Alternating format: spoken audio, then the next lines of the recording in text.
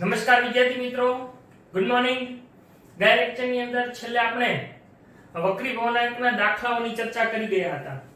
આજના લેક્ચરની અંદર આપણે એક આગળનો ટોપિક જોવાનો છે, ગોલીય લેન્સ વડે થતું વક્રીભવન.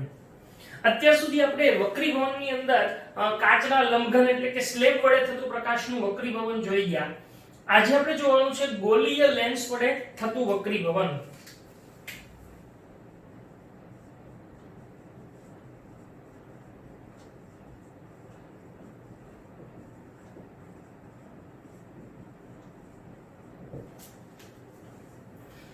જો આપણે વ્યવહારની અંદર ઘણી જગ્યાએ લેન્સનો ઉપયોગ કરીએ છીએ.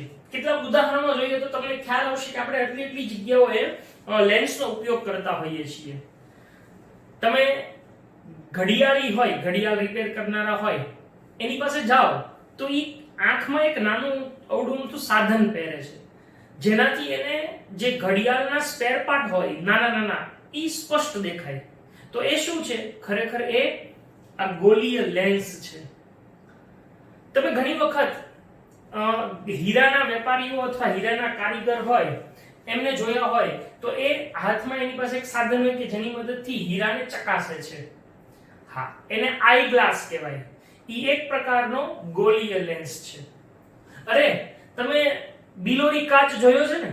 બિલોરી કાચ એને તમે આમ રાખો છો ત્યારે કોઈ પણ વસ્તુ છે એ એમાં મોટી દેખાય છે. તો એ બિલોરી કાચ પણ એક પ્રકારનો શું છે? આ ગોલીય લેન્સ છે. એટલે આમ આવા ગોલીય લેન્સ કે જેનો આપણે રોજિંદા જીવનમાં ઉપયોગ કરીએ છીએ એને અહીં આપણે સમજવાનું છે. તમે કેમેરો જોયો હોય તો કેમેરાની અંદર પણ આગળના ભાગમાં આપણને લેન્સ જોવા મળે છે. તો આમ આ ગોલીય લેન્સ એના વડે થતું પ્રકાશનું વક્રીભવન. પણ એ પહેલા આપણે એ સમજવું છે કે આ ગોલીય લેન્સ શું છે, કોને કહેવાય? તો કે સામાન્ય રીતે જે લેન્સ છે એ પારદર્શક કાચ અથવા પ્લાસ્ટિકમાંથી બનાવેલો હોય છે. પારદર્શક કાચ અથવા પ્લાસ્ટિકમાંથી બનાવેલો હોય એ એવી રચના છે કે જેની એક અથવા બંને સપાટીઓ વક્રાકાર હોય. હવે જો એ વક્રાકાર હોય એટલે કે આમ ગોળ હોય, ગોલી હોય, એટલે એને ગોલીય લેન્સ કહીએ છીએ. એ વક્રાકાર બે રીતની હોય, કાં તો અંદર તરફ બંને વક્રાકાર હોય અથવા તો બંને બહાર તરફ વક્રાકાર હોય. એના આધારે લેન્સને આપણે બે પ્રકારમાં વહેંચી શકીએ, એક અંતર્ગોળ લેન્સ અને એક બહિર્ગોળ લેન્સ. તો પહેલા આપણી પાસે આ જે બે લેન્સ છે એને આપણે જોઈએ કે ઈ કેવા દેખાય છે. તો આપણે લેન્સ જોઈએ. જો આપણી પાસે આ બે લેન્સ છે. હવે આમાંથી એક અંતર્ગોળ લેન્સ છે અને એક બહિર્ગોળ લેન્સ છે. બરાબર? જુઓ, આ બે લેન્સ છે. હવે આ લેન્સને મારે જો બોર્ડ ઉપર દોરવા હોય અને હું આમ નામ દોરું, આમ આ રીતે, તો મારે શું દોરવું પડે? તો કે મારે એક આવું વર્તુળ દોરવું પડે. બરાબર છે? આવા બે વર્તુળ દોરવા પડે. ચલો આમ. હા, તો આમાંથી તમે જજ કરી શકો, તમે કહી શકો કે કયો લેન્સ અંતર્ગોળ છે અને કયો લેન્સ બહિર્ગોળ છે? ના, નો કહી શકાય. આ લેન્સને આમ રાખવાને બદલે જો આપણે એની બાજુઓને ફેરવી નાખીએ, આમ કરી નાખીએ, તો આપણને ખબર પડશે કે એક અંતર્ગોળ છે અને એક બહિર્ગોળ છે. કેવી રીતે ખબર પડશે? હજી તો કે જ્યારે તમે એને જોશો ત્યારે આ જે લેન્સ છે એની અંદર તરફની સપાટી છે એ વક્રાકાર છે, આવી રીતે ગોલીય છે, એટલે એ અંતર્ગોળ લેન્સ થયો. અંતર્ગોળ લેન્સ અહીંયા કિનારીએથી જાડો હોય, જો દેખાય છે, અને વચ્ચેથી પાતળો હોય. અહીંયા વચ્ચે છે ને આમ પાતળો હોય એટલે અહીંથી આમ જોવા મળે છે. જ્યારે આ બહિર્ગોળ લેન્સ છે તો એ કિનારીએથી પાતળો હોય, જો, પણ વચ્ચેથી જાડો હોય અહીંયાથી. એટલે આપણે જ્યારે આ લેન્સની આકૃતિ દોરીએ છીએ ત્યારે આમ નથી દોરતા, એને આ પોઝિશનમાં દોરીએ છીએ. તો આપણે કેમ દોરવી પડે? તો કે જો અંતર્ગોળ લેન્સ દોરવો હોય તો આપણે આમ દોરવો પડે, જો આ રીતે દોરવો પડે, આમ. આ અંતર્ગોળ લેન્સ. અને બહિર્ગોળ લેન્સ દોરવો હોય તો આમ દોરવો પડે. ખ્યાલ આવે છે? હા. તો આમ આપણી પાસે આવા બે લેન્સ છે, એક અંતર્ગોળ લેન્સ અને એક બહિર્ગોળ લેન્સ. બરાબર છે? ફરી વખત બતાવી દઉં, આ બે લેન્સ છે એ આમ દેખાય છે, પણ એને જો તમે આમ કરી નાખો તો તમને આવા દેખાય છે. હવે આ લેન્સ, એની વિશે આપણે ડિટેલમાં અહીંયા સમજશું. એની કેટલીક વ્યાખ્યાઓ આપણે સમજવાની છે અને ત્યાર પછી આગળ એના વડે રચાતા પ્રતિબિંબોની પણ આપણે ચર્ચા કરવાની છે. તો પહેલા તો આપણે લેન્સની વ્યાખ્યા જોઈએ કે લેન્સ કોને કહેવાય. લેન્સ એટલે શું?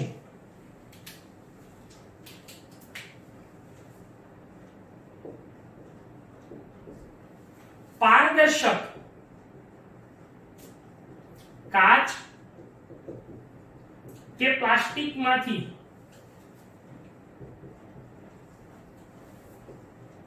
બનાવેલી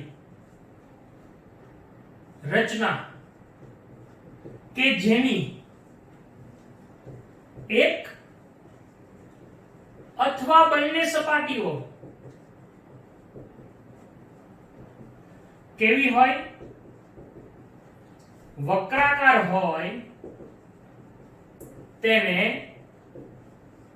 લેન્સ કહે છે.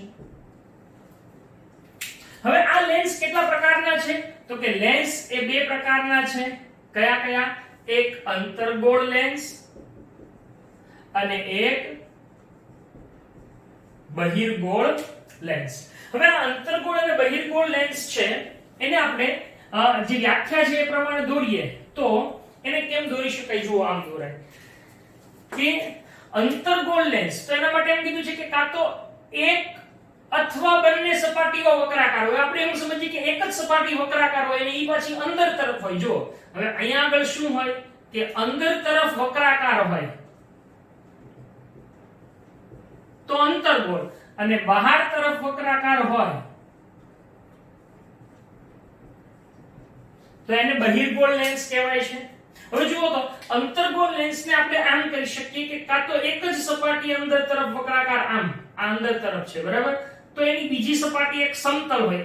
આવો લેન્સ હોય તો પણ અંતર્ગોળ કહેવાય. અથવા હમણાં આપણે દોર્યો હતો એવો આમ હોય તો પણ આને અંતર્ગોળ લેન્સ કહેવાય. એટલે આવા બે પ્રકારે અંતર્ગોળ લેન્સ આપણને જોવા મળે છે કે તો અંદર તરફ એક જ સપાટી હોય અથવા બંને તરફ બંને સપાટી હોય. હવે એ જ રીતે આ કેમ હોય તો કે આમ બહાર તરફ વક્રાકાર છે, આ સમતલ છે, અથવા તો આ રીતે. તો આમ આ બહિર્ગોળ લેન્સ અને અંતર્ગોળ લેન્સ એ આપણને આવા પ્રકારના જોવા મળે છે કે જેની એક અથવા બંને સપાટી બહાર તરફ વક્રાકાર હોય તો એને બહિર્ગોળ લેન્સ કહેવાય, અને બંને સપાટીઓ અંદર તરફ કે એક સપાટી અંદર તરફ વક્રાકાર હોય તો એને અંતર્ગોળ લેન્સ તરીકે ઓળખવામાં આવે છે. હવે અહીંયા આગળ આ લેન્સ છે એની ઉપર જ્યારે પ્રકાશના કિરણો આપાત થાય ત્યારે આ બહિર્ગોળ લેન્સ છે એ પ્રકાશના કિરણોને વક્રીભવન કરી અને એ એકબીજાની નજીક લાવે છે, જેને એક પ્રકારે વિજ્ઞાનની ભાષામાં અભિસારી કહેવાય. અભિસારણ એટલે એકબીજાની નજીક લાવે. જ્યારે આ શું કરે તો કે પ્રકાશના કિરણોને એકબીજાથી દૂર લઈ જાય છે, એટલે એને વિજ્ઞાનની ભાષામાં અપસરણ કહેવાય. એટલે અહીંયા બંને પ્રકારના લેન્સને એક નામ આપવામાં આવ્યું છે કે બહિર્ગોળ લેન્સ છે એને શું કહેવામાં આવે છે? અભિસારી લેન્સ. આવો આપણને પ્રશ્ન પૂછી શકે. અને અંતર્ગોળ લેન્સને શું કહેવામાં આવે છે? અપસારી લેન્સ તરીકે ઓળખવામાં આવે છે. તો આપણે અહીં આકૃતિ દ્વારા સમજીએ કે કેવી રીતે એવું થાય. હવે જો બહિર્ગોળ લેન્સ છે આ રીતે હોય અને આ અંતર્ગોળ લેન્સ છે આ રીતે હોય. જ્યારે બહિર્ગોળ લેન્સની ઉપર પ્રકાશના કિરણો આપાત કરવામાં આવે આવી રીતે અને અંતર્ગોળ લેન્સ ઉપર પણ આપાત કરવામાં આવે, આવા ઘણા બધા હોય, આપણે બે જ લઈએ. તો આ કિરણો વક્રીભવન પામીને એકબીજાની નજીક આવશે એટલે આમ થશે. અહીંયા આગળ એકબીજાની નજીક આવે છે એટલે એને અભિસરણ થયું કહેવાય. અને આ કિરણો એકબીજાથી દૂર જાય, વક્રીભવન પામીને આમ જાય છે બંને. તો ઈ બંને અહીંયા આગળ ખરેખર ભેગા મળતા હોય એવું આપણને દેખાય છે, બરાબર? આ રીતે હોય. તો આ છે ઈ કેવા થયા? અપસારી. અને આ છે ઈ કેવું થયું? અભિસારી. લો, તો આમ ખરેખર અભિસારી લેન્સ એ પ્રકાશના કિરણોને કેન્દ્રિત કરે છે, જ્યારે આ છે ઈ પ્રકાશના કિરણોને શું કરે છે? એમ કહેવાય વિકેન્દ્રિત કરે છે તેમ કહેવાય, બરાબર? આમ પ્રકાશના કિરણો કેન્દ્રિત અને વિકેન્દ્રિત થાય છે. લો, તો આ બહિર્ગોળ અને અંતર્ગોળ લેન્સ એના સંદર્ભમાં હવે કેટલાક પારિભાષિક શબ્દો જે આપણે વ્યાખ્યાઓ અરીસાના સંદર્ભમાં ભણ્યા હતા ને એવી જ વ્યાખ્યાઓ અહીં આપણે જોવાની છે. તો જોઈએ બહિર્ગોળ અને અંતર્ગોળ લેન્સના સંદર્ભમાં પારિભાષિક શબ્દો એની વ્યાખ્યાઓ.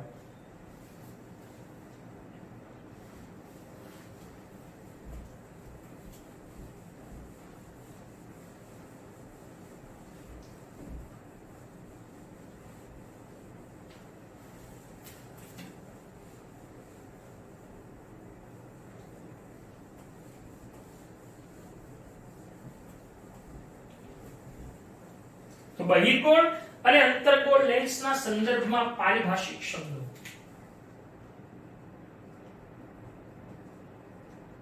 ગોલીય લેન્સના સંદર્ભમાં પારિભાષિક શબ્દો. બરાબર. હવે અહીંયા આગળ પણ આપણે અરીસામાં જેવી વ્યાખ્યાઓ હતી ને એવી જ આવશે. પહેલી વ્યાખ્યા છે એ છે વક્રતા કેન્દ્ર, બીજી વ્યાખ્યા છે વક્રતા ત્રિજ્યા, એમાં ત્રીજી વ્યાખ્યા આપણે ધ્રુવ હતી, એના બદલે અહીંયા આગળ આપણે એની વ્યાખ્યા અલગ આવશે. એમાં ઓપ્ટિકલ સેન્ટર આવે છે, પ્રકાશીય કેન્દ્ર. ત્યાર પછી મુખ્ય અક્ષની વ્યાખ્યા, મુખ્ય કેન્દ્રની વ્યાખ્યા, દર્પણ મુખની વ્યાખ્યા અને કેન્દ્ર લંબાઈની વ્યાખ્યા. એટલે એક જ ભેદ. પહેલામાં ધ્રુવ આવે અરીસામાં અને અહીંયા આગળ પ્રકાશીય કેન્દ્ર અથવા એને અંગ્રેજીમાં ઓપ્ટિકલ સેન્ટર કહેવાય. એટલો ફેર. બાકી બધી જ વ્યાખ્યાઓના શબ્દો એઝ ઇટ ઇઝ છે. હા, ખાલી કોન્સેપ્ટ ફેર થશે. તો જોઈએ. પહેલું વક્રતા કેન્દ્ર. હવે ખરેખર વક્રતા કેન્દ્ર છે ને એની અને વક્રતા ત્રિજ્યા બંનેની વ્યાખ્યાઓ છે એ આમ સરખી જ છે. આપણે અગાઉ જોઈ જ ગયા છીએ એટલે હવે તો આમાં થોડું તમારે ખાલી રિવિઝનની જરૂર પડે. વક્રતા કેન્દ્રને આપણે દર્શાવીએ છીએ C વડે, વક્રતા ત્રિજ્યાને R વડે દર્શાવીએ છીએ. તો એની વ્યાખ્યા શું થશે વક્રતા કેન્દ્ર અને વક્રતા ત્રિજ્યા બંનેના સંદર્ભમાં? તો આપણે આકૃતિ દ્વારા સમજીએ. ધારો કે આ અહીંયા આગળ બહિર્ગોળ લેન્સ છે, બરાબર, અને અહીંયા આગળ અંતર્ગોળ લેન્સ છે.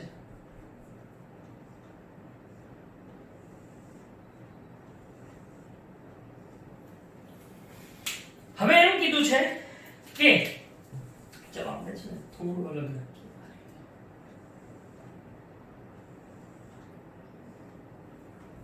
આ અંતર્ગોળ લેન્સ અને આ છે બહિર્ગોળ લેન્સ છે. હવે પહેલું તો વક્રતા કેન્દ્ર કોને કહેવાય? તો કે લેન્સની જે વક્રાકાર સપાટીઓ છે આ બંને, કેટલી વક્રાકાર સપાટી? બે. લેન્સની વક્રાકાર સપાટી છે અથવા ગોળીય સપાટી છે એને એક ગોળાના ભાગરૂપે ગણી શકાય. જુઓ તો એક કાલ્પનિક ગોળો આની ફરતે આપણે દોરી શકીએ. આમ જુઓ તો આ રીતે આમ, અથવા આ બાજુએ પણ થઈ શકે આમ, બરાબર. હવે એ જ રીતે આમાં પણ થાય. એની આ જે વક્રાકાર સપાટી છે એ આવો ગોળાના ભાગરૂપે ગણી શકાય. આ વક્રાકાર સપાટીને પણ આવા ગોળાના ભાગરૂપે ગણી શકાય. હવે જો આ ગોળો હોય તો એ ગોળાને કોઈ એક ચોક્કસ કેન્દ્ર હશે અહીંયા આગળ. અચ્છા, આ ગોળાનું કેન્દ્ર છે આ સાઈડ, તો આ ગોળાનું કેન્દ્ર અહીંયા હશે. એવી જ રીતે આ સાઈડ પણ અહીંયા આમ અને આમ હશે. લો, તો આ શું થઈ ગયું? વક્રતા કેન્દ્ર. અહીંયા આગળ તમારે ખાસ ધ્યાન રાખવાનું છે મિત્રો કે આપણે જ્યારે બહિર્ગોળ લેન્સ દોરીએ, આવો આપણે અહીંયા 10મા ધોરણના લેવલે આવો જ બહિર્ગોળ લેન્સ, એટલે કે જે બે બાજુએ બે સપાટીઓ વક્રાકાર હોય એ બે સાઈડ ધરાવતો બહિર્ગોળ લેન્સ છે. એટલે આપણે એને બહિર્ગોળ લેન્સ જ કહેશું અને અંતર્ગોળ લેન્સ જ કહેશું. તો આ અંતર્ગોળ લેન્સ અને બહિર્ગોળ લેન્સ છે એની બે સપાટીઓ વક્રાકાર હોય તો એને બે બાજુએ એક એક વક્રતા કેન્દ્રો જોવા મળે છે. એટલે આમ લેન્સને કેટલા વક્રતા કેન્દ્રો હોય? બે. અરીસામાં એવું નહોતું. અરીસાને એક જ વક્રતા કેન્દ્ર જોવા મળતું, જ્યારે લેન્સને બે વક્રતા કેન્દ્રો જોવા મળે છે. હવે બે હોય તો એને આપણે C વડે દર્શાવતા હોઈએ તો એને નામ શું આપશું આપણે? એકને C1 અને બીજાને C2. C1 અને C2. તો વક્રતા કેન્દ્ર એટલે શું? એની વ્યાખ્યા બીજું એક કે વક્રતા કેન્દ્ર છે ઈ લેન્સની બહાર છે, લેન્સની સપાટી ઉપર નથી. આપણે અહીંયા ઉદાહરણ દ્વારા સમજીએ. ધારો કે અહીંયા બે લેન્સ આપણી પાસે છે. હવે આ લેન્સ છે તો આની ફરતે કલ્પના કરીએ કે અહીંયા ફરતો કાલ્પનિક ગોળો છે. એક ગોળો આ સાઈડ છે તો એનું કેન્દ્ર અહીંયા ક્યાંક હોય, આનું કેન્દ્ર અહીંયા હોય. તો આમ આ બંને કેન્દ્રો જે થયા એને શું કહીએ છીએ? વક્રતા કેન્દ્ર. એવી જ રીતે આ બહિર્ગોળ લેન્સ છે તો આની આ તરફની સપાટીથી આ બાજુ એક ગોળો બને અને અહીંયાથી આ બાજુ, તો બંનેના કેન્દ્રો આ લેન્સની બહાર હશે. તો આ પ્રકારનું જે કેન્દ્ર જોવા મળે જે લેન્સની બહાર છે, પણ એ જે લેન્સની સપાટી છે એ ગોળાનો ભાગ હોય એવા કેન્દ્રને લેન્સનું વક્રતા કેન્દ્ર કહે. તો વક્રતા ત્રિજ્યાની વ્યાખ્યા પણ આની સાથે જ સંકળાયેલી છે કે જે ગોળાનું કેન્દ્ર છે એને એક વક્રતા કેન્દ્ર, તો એની જે ત્રિજ્યા બનશે અહીંયાથી આટલી, એને શું કહેવાય છે? વક્રતા ત્રિજ્યા તરીકે ઓળખવામાં આવે છે. તો વક્રતા ત્રિજ્યા અને વક્રતા કેન્દ્ર બંનેની વ્યાખ્યાઓ આપણે એક સાથે જ તે લઈ શકીએ છીએ. તો વક્રતા ત્રિજ્યા એટલે શું? જો વક્રતા ત્રિજ્યા કે અહીંયાથી લઈને પરિઘ સુધીનું અંતર આને વક્રતા ત્રિજ્યા કહેવાય. અહીંયાથી આટલું અંતર આમ આવી તો અનંત કેટલી બધી હોઈ શકે ને. હવે જો ખાસ ધ્યાન રાખજો, આ બાજુનું છે ત્યાં અહીંયા આવશે અને આ છે એ આ સાઈડ આવે અંદરના ભાગમાં. ખ્યાલ આવે છે? જ્યારે અહીંયા આગળ આ રીતે થશે ડાયરેક્ટ આમ. આ વક્રતા ત્રિજ્યા છે, બરાબર? આ વક્રતા ત્રિજ્યા છે, એને r વડે દર્શાવીએ છીએ. તો બંનેની વ્યાખ્યા આપણે એક સાથે લખીએ છીએ. શું? લેન્સની વક્ર સપાટીને જે કાલ્પનિક ગોળાના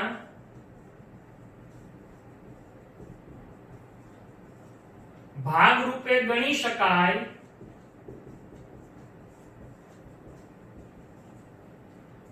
હવે અહીંયાથી આગળ આટલું કોમન આવશે બે વ્યાખ્યામાં શકાય તેના કેન્દ્રને શું કહે છે? લેન્સનું. હવે જો અહીંયા તમે જેના સંદર્ભમાં વ્યાખ્યા લખો છો એટલે લેન્સ આવવું જોઈએ, કારણ કે તમે ખાલી એમને વક્રતા કેન્દ્ર કરો તો કોનું વક્રતા કેન્દ્ર એ વ્યાખ્યામાં સ્પષ્ટ લખવું પડે. એટલે અહીંયા કેન્દ્રને લેન્સનું વક્રતા કેન્દ્ર, બરાબર? અથવા આના બદલે તમને વક્રતા ત્રિજ્યા પૂછ્યું તો આનું આ જ આવે, શકાય તેની ત્રિજ્યાને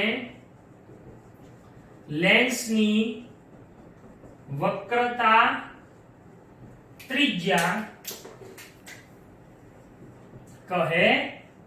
જો વ્યાખ્યા બે છે, મેં એક લખી, તમારે બે અલગ અલગ લખવાની છે. હા, અહીંયા બ્લેક સુધીનું છે બેમાં કોમન, પછી વક્રતા કેન્દ્ર કે તો આટલું અને કહે છે, અને વક્રતા ત્રિજ્યા કે તો આટલું અને કહે છે. આ બેમાં કોમન. તો આ રીતે વક્રતા કેન્દ્ર અને વક્રતા ત્રિજ્યાની વ્યાખ્યાઓ છે એ પૂરી થઈ ગઈ. ત્યાર પછીની વ્યાખ્યા છે મુખ્ય અક્ષ.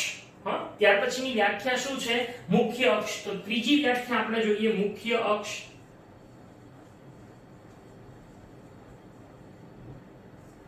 મુખ્ય અક્ષ કોને કહેશું?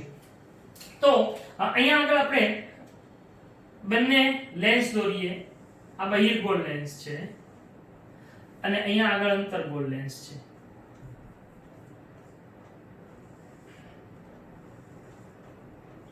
બરાબર?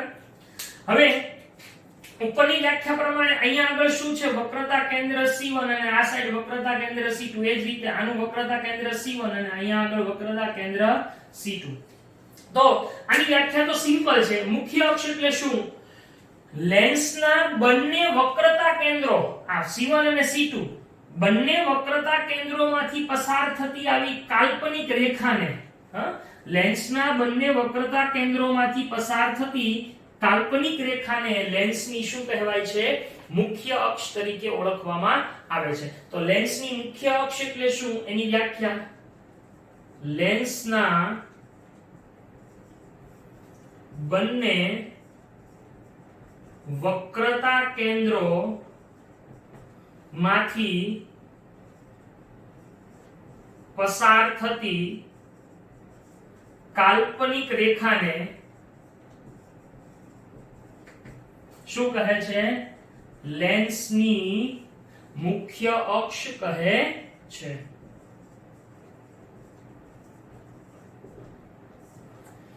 જેને આપણે આમ C1 C2 વડે દર્શાવી શકીએ રેખા. બરાબર? હા, ફરીવાર કહું છું, લેન્સના વક્રતા કેન્દ્રો કેટલા છે? બે. વક્રતા ત્રિજ્યાઓ અનંત હોય છે, બરાબર? અને મુખ્ય અક્ષની વ્યાખ્યા. ત્યાર પછીની ચોથી વ્યાખ્યા આપણે જોઈએ એ છે દર્પણ મુખ. બરાબર? ચોથી વ્યાખ્યા આપણે શું જોવી છે? દર્પણ મુખ. દર્પણ મુખની વ્યાખ્યા તો અરીસાની હતી એવી રીતે આપણે કોઈ એક લેન્સ લઈને સમજી લઈએ કે આ લેન્સની શું છે? વક્રાકાર સપાટી છે અથવા ગોળીય છે. એનો જે વ્યાસ છે, વ્યાસ એટલે કેન્દ્રમાંથી પસાર થતી મોટા મોટી જીવા. તો અહીંયા આગળ આ જે વ્યાસ છે એટલે તો આ તો બધા વ્યાસ ભેગા કરો તો આ સામે જેટલું દેખાય એટલો ભાગ થઈ જાય. તો આમ ગોળીય લેન્સ છે અથવા તો લેન્સ છે એની વક્ર સપાટીના વ્યાસને, આ વ્યાસને શું કહેવાય? દર્પણ મુખ. હવે જેનો વ્યાસ મોટો છે એ દર્પણ મુખ મોટું છે, અચ્છા વ્યાસ નાનો હોય તો દર્પણ મુખ નાનું છે. એટલે આમ લેન્સની વક્રાકાર સપાટીના વ્યાસને લેન્સનું શું કહે છે? દર્પણ મુખ કહે છે. લેન્સની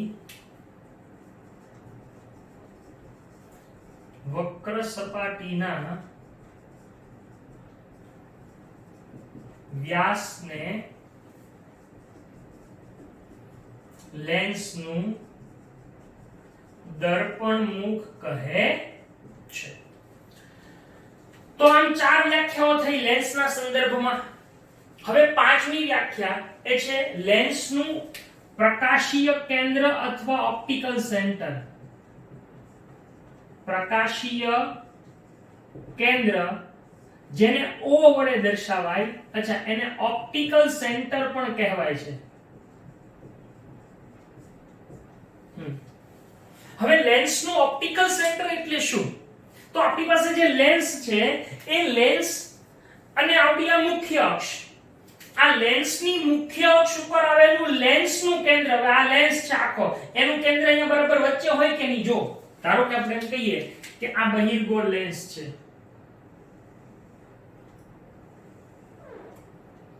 અને આ અંતર્ગોળ લેન્સ છે, બરાબર. હવે આ એની મુખ્ય અક્ષ છે,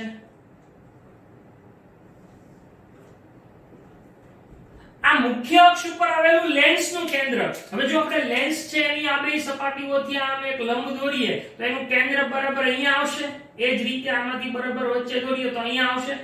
આ જે કેન્દ્ર મળ્યું એને લેન્સનું શું કહેવાય? ઓપ્ટિકલ સેન્ટર કહેવામાં આવે છે, પ્રકાશીય કેન્દ્ર કહે છે. તો એની વ્યાખ્યા શું થઈ? લેન્સની મુખ્ય અક્ષ પર આવેલા લેન્સના કેન્દ્રને, એટલે ઈ છે ક્યાં? મુખ્ય અક્ષ પર, પણ છે કોની અંદર? લેન્સની અંદર. લેન્સની મુખ્ય અક્ષ પર આવેલા લેન્સના કેન્દ્રને પ્રકાશીય કેન્દ્ર અથવા ઓપ્ટિકલ સેન્ટર કહેવાય. આની ખાસિયત શું છે? તો પ્રકાશીય કેન્દ્રની ખાસિયત ઈ છે કે જ્યારે પ્રકાશનું કિરણ આ પ્રકાશીય કેન્દ્રમાંથી આપાત થતું હોય ત્યારે વક્રીભવન પામ્યા વગર સીધે સીધું વયું જાય. ગમે ત્યાંથી આવે, માની લો કે આમથી આવ્યું હોય તો એ સીધું જાય, એટલે કોઈ પણ જગ્યાએથી આવે તો એ સીધું જ પસાર થાય. આવી રીતે જોવાનું, હા, આવી જ રીતે સીધે સીધું પસાર થતું હોય છે. તો આમ લેન્સનું પ્રકાશીય કેન્દ્ર અથવા ઓપ્ટિકલ સેન્ટર એટલે શું? તો કે લેન્સ છે એની મુખ્ય અક્ષ પર આવેલું લેન્સનું કેન્દ્ર, કે જે મુખ્ય અક્ષ પર આવેલું છે એને શું કહે છે? પ્રકાશીય કેન્દ્ર, કે જેમાંથી પ્રકાશનું કિરણ વક્રીભવન પામ્યા સિવાય સીધે સીધું પસાર થતું હોય છે. લેન્સની મુખ્ય અક્ષ પર આવેલું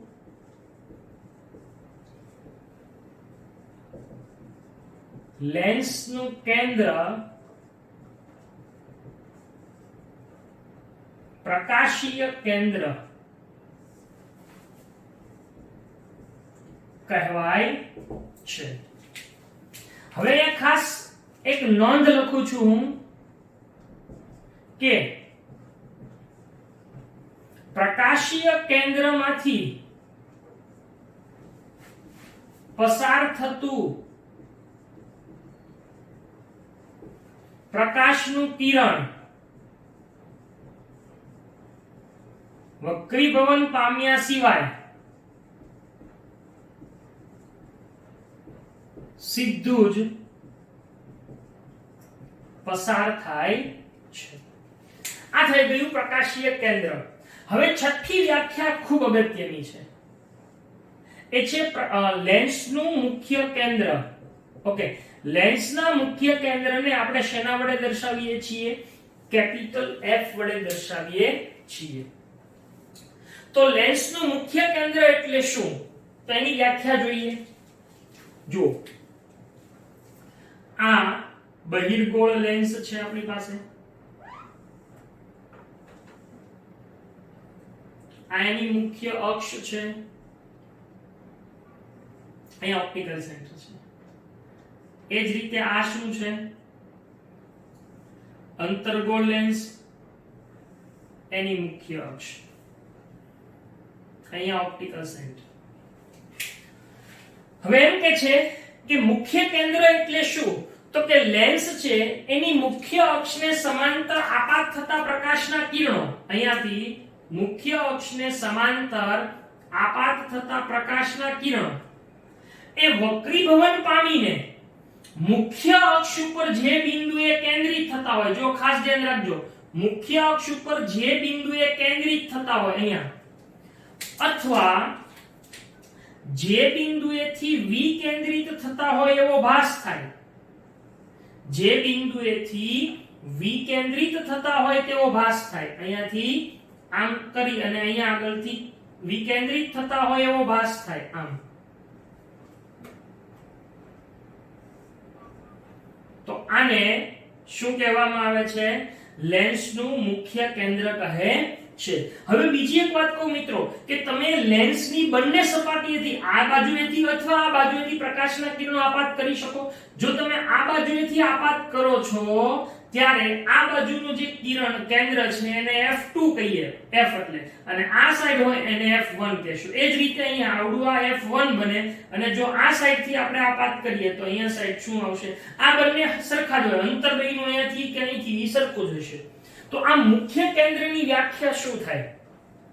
તો વ્યાખ્યા છે એવી રીતે થશે કે લેન્સની મુખ્ય અક્ષને સમાંતર આપાત થતા પ્રકાશના કિરણો વક્રીભવન પામીને મુખ્ય અક્ષ ઉપર જે બિંદુએ કેન્દ્રિત થતા હોય, એમાં કૌંસમાં લખશું બહિર્ગોળ લેન્સ, અથવા જે બિંદુએથી વિકેન્દ્રિત થતા હોય તેવો ભાસ થાય, કૌંસમાં લખવું પડશે અંતર્ગોળ લેન્સ, તેને લેન્સનું મુખ્ય કેન્દ્ર કહે છે. આ મુખ્ય કેન્દ્રની વ્યાખ્યા. તો લેન્સના મુખ્ય અક્ષને સમાંતર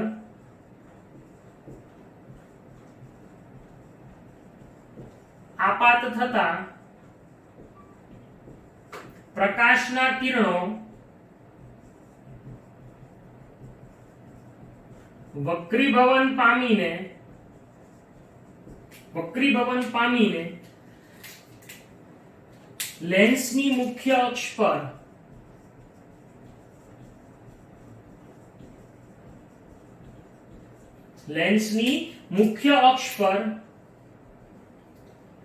જે બિંદુએ